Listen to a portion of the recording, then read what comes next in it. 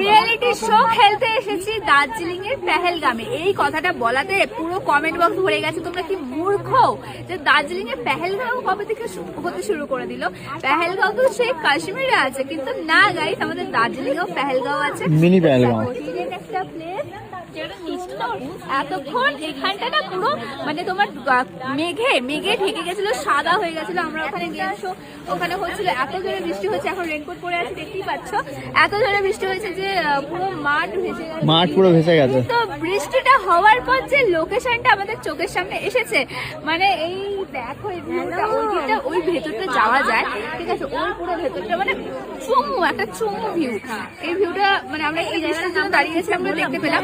যারা আগে এসেছিল তারা কিন্তু দেখতে পায়নি, তো আমরা খুব লাকি যে আমরা এই ভিউটা দেখতে পেয়েছি। শো খেলতে এসেছি, পরে দেখতে পাবো কি দেখতে পাবো না তার কোনো ঠিক নেই, তো এখন ভিউটা হয়ে গেল। আর হ্যাঁ, কাশ্মীরে যেরকম পেহেলগাঁও আছে, আমাদের দার্জিলিং এও পেহেলগাঁও আছে। এই যে দেখুন, ভালো লাগে না?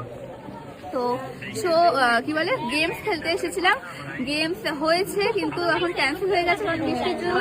ইনডোর হবে আর আউটডোর হবে না, আর জানি না কি হবে, এখন ওখানে গিয়ে দেখতে হবে। এই প্রিয়াঙ্কা কোথায়? বিয়ে করছো কবে? ওকে, আচ্ছা, আসো আসো আসো। ও, ইনভাইট না করলে চলে আসবো।